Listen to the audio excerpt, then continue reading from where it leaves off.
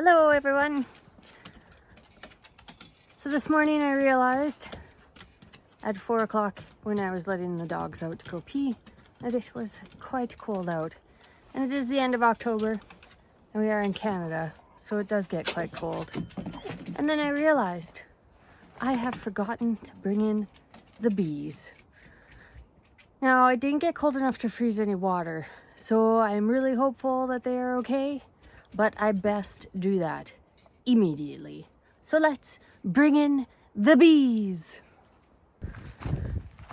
So I have my winter work coat on because it's not that cold out, but the wind is cold. So I keep the bees out back. I don't have many yet, but I'm hoping to, in the future, have more. I'm going to use this as a sunblock. Mainly because of the orchard, so to help with pollinizing the fruit trees. So I currently only have about 150, and they're just carpenter bees. So they don't have like a queen, they don't hive up, they're not mean, they don't really care what you do. And I've got them in a little house back here underneath the grain bin. Let's see, right here. So let's get in there and take a look.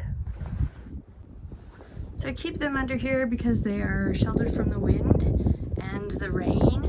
They get good afternoon heat in here without being too hot.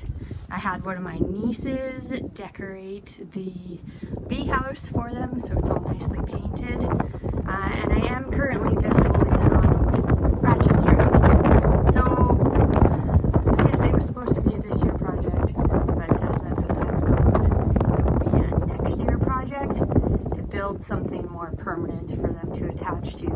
But really, right now, the way this is super easy for me to take it down in the winter and put it back up in the spring, because they spend their winter in my basement. So you can see they're all in there.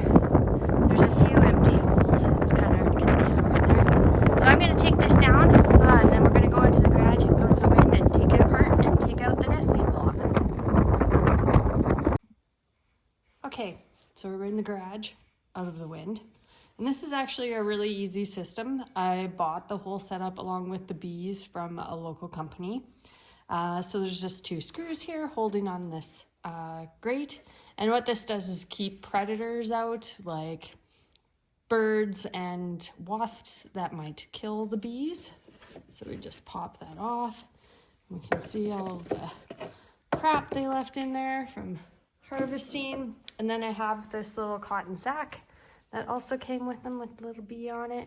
And this nesting block just pops out, which I may need 2 hands to do. And then I just put it in the bag, and then they go into the basement where they hibernate for the winter.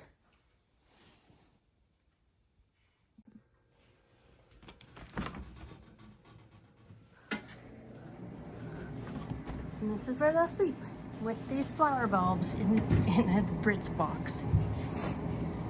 Good night, bees. See you in the spring.